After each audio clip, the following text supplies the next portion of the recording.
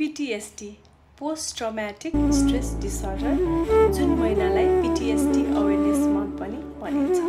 PTSD भनेको simple trauma मात्र होइन, यो भनेको चाहिँ त्योसँग रिलेटेड मेमोरिज हो जसले हामीलाई साह्रै दुःख दिइरहेको हुन्छ र त्यो घटना हामीलाई सम्झन मन लाग्दैन र जसको कारणले गर्दा हामी राति निदाउन सकिरहेका छैनौँ। हाम्रो त्यसले गर्दा फ्ल्यासब्याक आउँछ, त्यसको इन्टेन्सिभ मेमोरिजहरूले हामीलाई दुःख दिइरहेको हुन्छ, हाम्रो दैनिक क्रियाकलापमा त्यसले असर गरिरहेको छ होइन।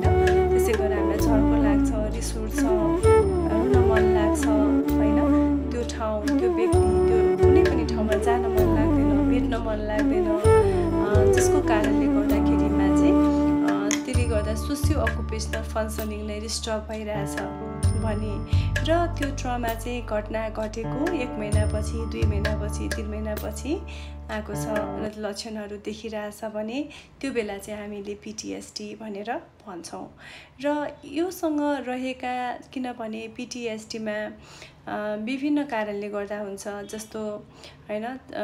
ट्रमेटिक एक्सपिरियन्सको कुरा गर्ने हो भने होइन सेक्सुअल असल्ट, रेप, अब्युज, त्यसै गरेर लस अफ लभड वन्स होइन, या चाहिँ नि नेचुरल क्यालामिटिजमा पर्नुभएकोहरू, आफ्नो मान्छे गुमाउनु भएकोहरू, कम्ब्याक एक्सपोजर, युद्धमा आफू पर्नुभएको या गुमाउनु भएकोहरू होइन, यी सबै कारणले गर्दाखेरिमा चाहिँ व्यक्ति आघातमा पर्नुभएको हुन्छ र कुनै पनि घटना आज घट्यो भन्दैमा भोलि हामी त्यसलाई PTSD, 1 हप्तामा हामी त्यसलाई PTSD भन्दैनौँ, तर त्यो घटना घटिसकेको 1 महिनापछि होइन उहाँको त्यो फ्ल्यासब्याक, त्यो नाइटमेयर्सले उहाँलाई दुःख दिइरहेछ, त्यसले उहाँको दैनिकीमा असर गरिरहेछ भने त्यो बेलामा चाहिँ हामीले चाहिँ नि होइन यो ट्रमा त सबैलाई हुन्छ नि, यो हामीलाई पनि त्यस्तो परेको थियो भनेर होइन, उहाँको त्यो अवस्थालाई बुझिदिएर यो त यस्तो हुन्छ है यसमा, किनकि त्यो मेमोरिजले दुःख दिँदाखेरिमा होइन आफ्नो मान्छे गुमाउँदा या आफू त्यो समस्यामा पर्दा त्यो आघातले दिएको चोट पढ्नेलाई धेरै थाहा हुन्छ। त्यसैले गर्दाखेरिमा त्यो बेला हजुरहरूले साइकियाट्रिस्ट र साइकोलोजिस्टसँग भेट्नुभयो भने धेरै राम्रो हुन्छ। यसमा साइकियाट्रिस्ट डक्टरले दबाई चलाउनुहुन्छ भने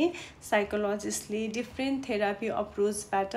सेसन लिनुहुन्छ, जसले गर्दाखेरि हामी त्यसलाई कसरी व्यवस्थापन गर्न सक्छौँ भनेर पनि गर्न सक्छौँ। सो PTSDमा trauma informed care, cognitive behaviour therapy for PTSD, अन्य लगायत डिफ्रेन्ट थेरापी प्रोसेसहरू छन् जहाँ चाहिँ हजुरले आफ्नो साइकोलोजिस्टलाई भेटेर गराउन सक्नुहुन्छ। सो यस जुनमा हामीले PTSD अवेरनेस मन्थ भनेर अवेर गरौँ।